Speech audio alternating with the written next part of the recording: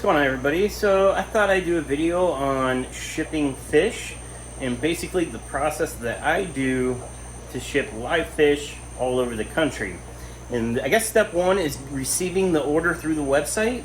I get whatever the order is. If it's for shrimp, snails, fish, I print those orders out, and then the day before, which is today, that I'm going to be shipping fish out, I pre-pull the fish. So I'm about to do that now, and these fish will ship tomorrow. But step one, grab whatever fish I need from the website. So I know I need diamond tetras and a bushy-nosed pleco, along with snails. But snails I can pull day of because they're super easy to pull. And the reason I do this is for two reasons. One, it helps purge the fish of any last food, because I do stop feeding the fish on Sunday, and today is Monday, so it gives them like a day to purge. But they still eat stuff that's in the fish tanks, whether it's like mulm or any leftover foods. They still constantly graze. So this is like a fast, a 24-hour fast. It's actually probably about 12 to 18-hour fast.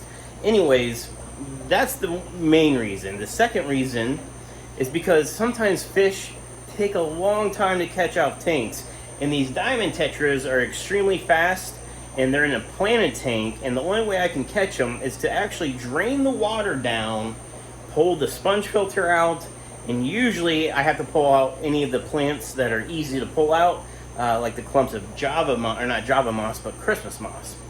Anyways, so step one, printing them out. Here's step two.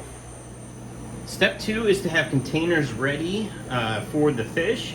And this one's kind of easy. I only have two containers because this order only has two kinds of fish. It's going to be a bushy-nosed pleco, which is going to go in this container. And this is fresh water directly from my system. There's nothing added to it, it's just water. And this one's the bigger bucket because there's going to be a bunch of diamond tetras in here. It's filled about halfway. That is to prevent them from jumping out. Now, you're thinking there's no air stones in here, there's no filter. Remember, they're purging already, so the waste is going to be minimum. And this water is just to sit overnight. In the morning, I will dump part of this out, add fresh. And then on my lunch break, because I do work a full-time job, on my lunch break is when I actually bag the fish. They get 100% water change, and they get put into the bags with oxygen, and you guys will see that in this video when I film that tomorrow. So these are set up. The next thing I'm doing is, this is the tank that they're in, and the bushy nose actually happens to be in this tank. He's right there. So the water level's dropped, but this isn't actually not even dropped enough. This is just my preset drop for water changes. But I want to pull out this floating plant. There's this big thing of Christmas moss, and there's Paliatus cories in here that will get in the way. But here's one of the bushy nose. Look at the pattern on that guy. He's awesome looking. And then the diamond tetras, they know what's up, so they're all in the back. But let me go ahead and get this water level a little bit lower, and then we'll move forward. All right. So I end up pulling all the plants out. I just put them straight in this bucket. This is just the tank water that I removed. And what's kind of nice is that it allows me to kind of see the plants and see how they're doing. And it really stirred up all the mulm and stuff in this tank. And then once I catch these fish out, I'll suck this water down more, get more of the particles out of the water before I refill it. But now I'm going to go ahead and catch. We'll go for one of the bushy noses, and there was actually two in here, and I only thought there was one, so that was kind of a cool surprise. Alright, so here's one of the bushy nose.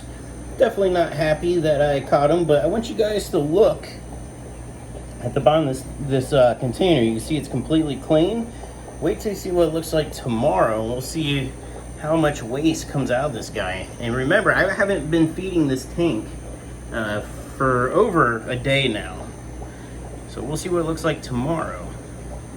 And this, if anybody's wondering, this is the Lee's specimen container. This is the large size, if I remember correctly. And I do sell this on the website, 614fish.com, if you're interested. And also the extendable net. So there's the ad for the video.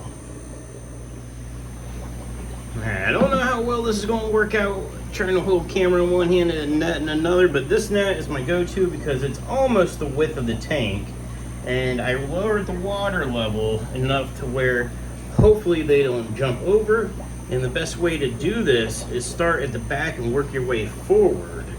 So I'll show you what I mean. I might have to put the phone down to actually do this. I start at the back, kind of wiggle it back and forth, and all this is doing is scaring the fish towards the front. And this works great on 10-gallon tanks because it's like the width of the whole tank. But yeah, see, I'm gonna have to put the phone down because I think I got one, looks like one guy in that whole net. And then you pull it out. Sorry, the reflection sucks. There's one in this net, but let me go ahead. And this is why diamond tetras take forever, because they're fast. So I really need two hands to do this, so let me put the phone down. All right, I made a mess, but I got them all out. There is 13 diamond tetras. Look at these guys. They are beautiful. These are the longfin diamond tetras. And these are adults, and the diamond pattern you can see right now, they only come out when they're almost mature, so like babies don't have that pattern.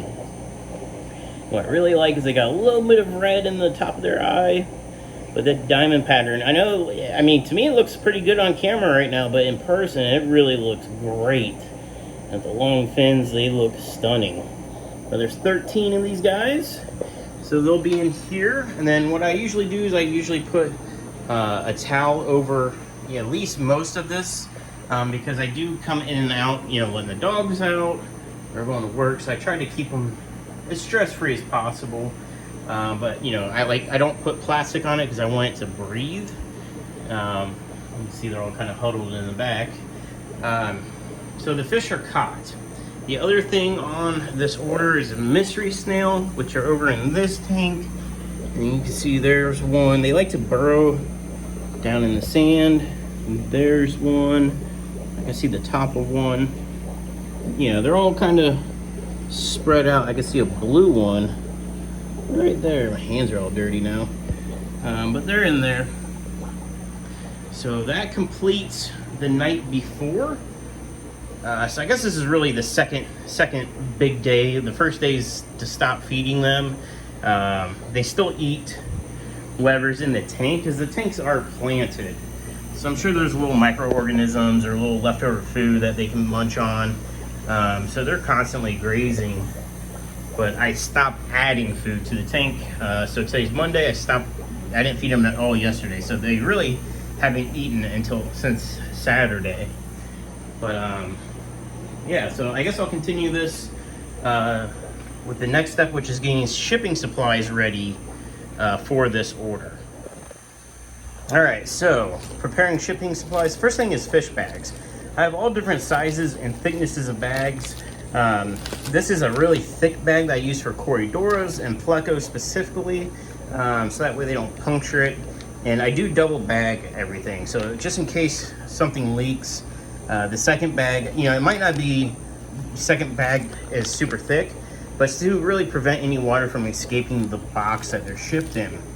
Now, so the Pleco is going to get a bag to himself, and there's 13 diamond tetras, and if I was shipping big bags, I could put multiples, but what I've been doing lately is shipping them as a single, so that way for some reason if one of them dies from being stressed out too much, it doesn't wipe out the whole bag.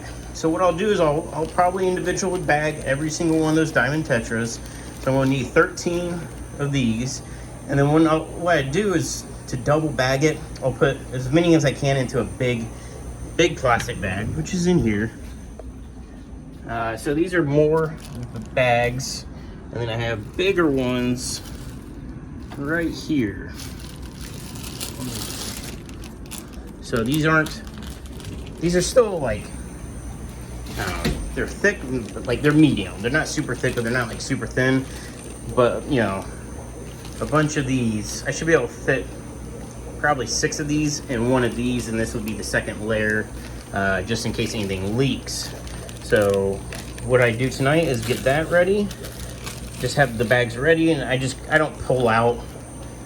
I'm not gonna pull out 13 bags or 14 bags. I just leave it in the bulk holder and take one out as I go.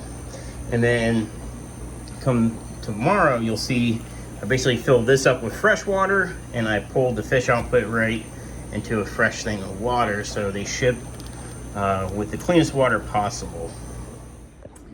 Now, usually on Sundays, I start making boxes for the week. And when I mean making boxes, it's really cutting styrofoam. So depending on what size box I use is what size styrofoam I cut. And this is actually styrofoam for 3 different size boxes. And this is one box I ship. And then I ship a box that's 12 by 12. And I ship one that's a little bit smaller than this. And you can see how this kind of works. And this one's missing a corner, but that's not a big deal because it will overlap. And I buy styrofoam in bulk, and then I use a hot wire table to cut these to the exact size.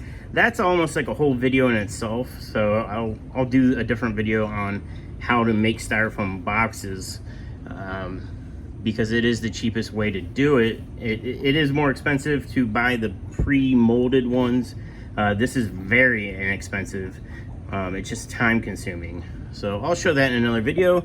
But so I got all these different styrofoam pieces, and that box I already know is going to be at least a 12 by 12 by 12. It's a cubic foot, which will be these guys over here. So let's go ahead and make the box. All right, so I got the box out, cubic foot. I taped the bottom. See, it's empty. Now there's sides, and then there's top and bottom. The way I make it is the top and bottom piece goes in first, and then you can see the little piece that's knocked off the corner is not a big deal. Kind of gotta push it down, and then the sides. And this is 1 inch thick, and I cut 1 inch short, so that way these lock into place.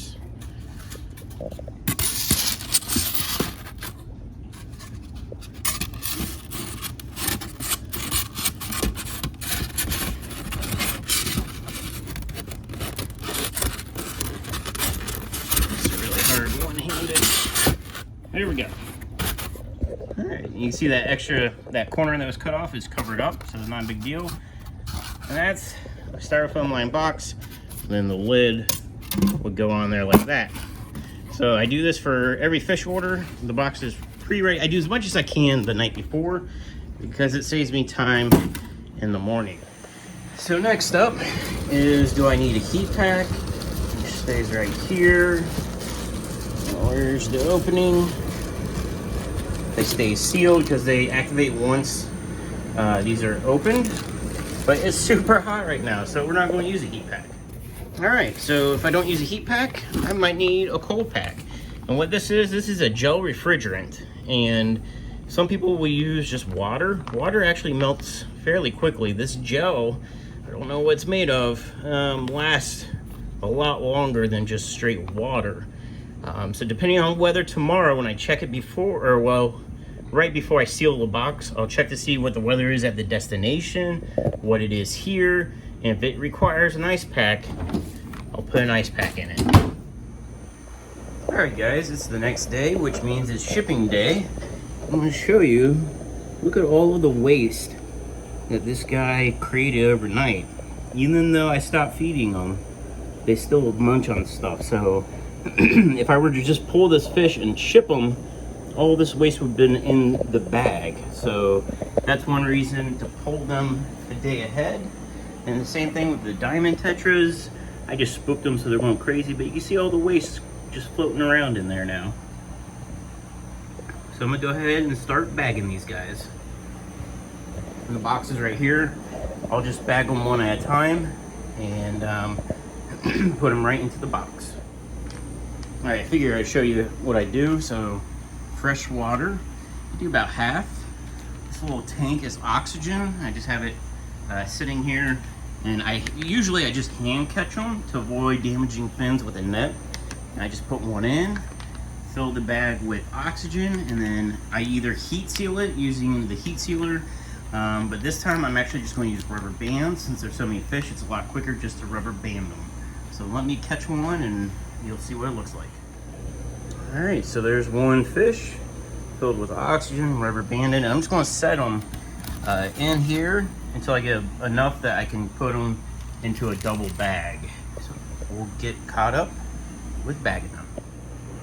So this is another thing you can do is I went ahead and bagged the Pleco, and I used his container to hold 4 bags of water, and then I can just drop a fish in each bag, and you know, it's quick to do 4. Now I can bag or put air in these and seal them, and then do 4 more. All right, there's the double bag. So the double bag is to keep, in case a bag breaks, it's to keep water from soaking the box. If this box gets wet, it could delay the box multiple days. The post office has to put this in a trash bag. It could destroy the box to where the contents inside gets destroyed. So always double bag. The second bag really isn't to protect the fish, it's to protect the package, because if this thing leaks, it becomes a major problem, not only for myself, for you, for the postal service, but always double bag. I believe there's 6 individual bags in this one, and I got somewhere around 6 or 7 left that will go in another bag. And once those are bagged, we're going to set them in the box. And it's extremely hot here today. So today is the hottest it's been here in 9 months. So this box is going to get ice packs to try to keep this water temperature down so the fish don't cook. All right, so here's the ice packs. And I like to set them on top because that way they're not directly touching water. The bags, you know, have oxygen in them, and then the double bag's got some air in it. This will help keep the ambient temperature of the box cool without freezing one of the bags. But this package is shipping UPS, so it will probably be in a truck. These are going to thaw out, but this will help keep these fish for at least the next 36 hours from baking. There was a plant and some 614 root tabs in this order. And so those are also in this box. If it had a bunch of dry goods, they would ship separate, but it can fit in this box, so no issue. So we're going to go ahead and close this. And then we're going to label the box. All right, that's it. So this is what I mean by label. I put these live fish, they're bright neon green, labels all the way around it. And then I guess technically the last step is I print the shipping label, attach it, and then I take this right to either, if it's going to the post office or UPS, it goes right to them, and it will be on its way to its new owner. And then, you know, something I didn't mention that is obvious, or maybe not obvious, is I do double check counts. I made sure I was sending the fish that they order. If I always usually send an extra fish. I actually sent this person I think like 5 extra fish because I'm just trying to get rid of these diamond tetras. They ordered a bunch and I had like 5 extra. I'm like, you know what, let me just send the extras. So this order is good to go. Today's Tuesday. I do ship fish Wednesday, so tonight I restart this process. So if there's any fish orders for tomorrow, same thing happens, I pull them. And this was easy because this was one order, that's why I use these. And now if it's a bunch of small orders, I'll have to use the bags and put the fish in the bags overnight, and then come tomorrow, basically dump the water out, refill them, which is also quick and easy. But when it's something that had, I think there was 13 total diamond tetras, it's easy just to use a big container and let them all kind of chill in there together overnight. But this is how I bag individual fish. Now, let's say somebody ordered the muck guppies. I sell 10 muck guppies as a package. I don't individually bag guppies. They're very small. They still do the same process. They will purge 1 to 2 days, sometimes 3 days of being fed, and then they purge 24 hours before shipping to just get any extra gunk out of them. Now, with those, I can use the big bags because I don't have to worry about the guppies puncturing anything that's a little bit thinner. And I could put even 10 in there with oxygen with a large volume of water, and they do just fine. The biggest thing right now is with the heat. It's in the 90s here, and the destination it's going to be like 95 degrees. And then that on top of being in a truck, so even whether this is overnighted or 2 days, because it depends on how close they are. If they're close, it's usually 1 day. If they're further away, it's 2 days. But even overnight, this thing goes onto a truck to be delivered. And those trucks get extremely hot. So if it's 95 out, the back of that truck, if it's UPS, those brown trucks, could be over 100 degrees. So these boxes get hot and the fish could cook. So that's why I'm using freezer packs. And as always, I guarantee my fish to arrive alive. And I guarantee it, so if something happens, I either replace or refund. But this is how I ship fish. I just thought I'd share it with you guys. And now it's time to prep for the next orders. But thanks for watching, guys. And if you're not subscribed, hit that subscribe button. If you like a video like this, kind of informational and how I do things, let me know. I can make other videos like this. If you have any suggestions, drop a comment and I will try to see what you guys think. But thanks for watching, and I'll see ya.